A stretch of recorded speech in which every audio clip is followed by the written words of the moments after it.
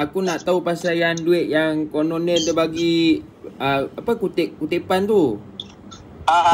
Sat, aku boleh aku rekod ni. Aku nak rekod.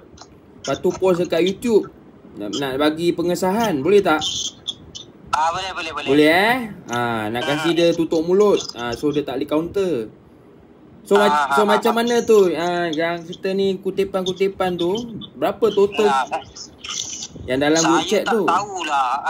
Saya cuma menerima saja 300 dalam 300 lah. 300 ke 400 ke begitulah. Saya tak ingat dah. Saya dah lupa dah. Tapi dalam grup tu memang ni lah kan, orang kawan-kawan kita kata memang kutipan tu dalam 1,000 lah, 1,000 lebih tu.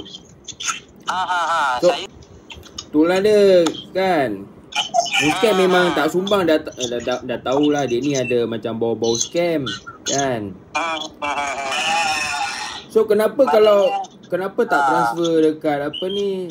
Tak apalah, itu tak mau sebut lah kan. Tapi tak patutlah transfer kat DP account. Konon-konon je dia orang tengah nak hantar kat duit dekat Mak Pekan. Itu saya percaya kat Datuk 100%. Tak apalah. Nak sedekah pun boleh, nak hadiah pun boleh, tak nak bagi pun tak apalah kan. Betul. Bukan saya minta sedekah, tapi dia nak bagi, saya terima je lah kan. Tapi kawan-kawan ni terpanjat bila cakap kutipan tu 1,000 lebih letak. Saya tak tanya. Saya tak bagi. Saya dah tahu dah.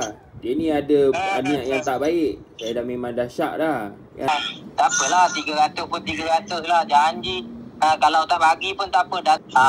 Tapi saya tak tahu pula jadi macam ni kan.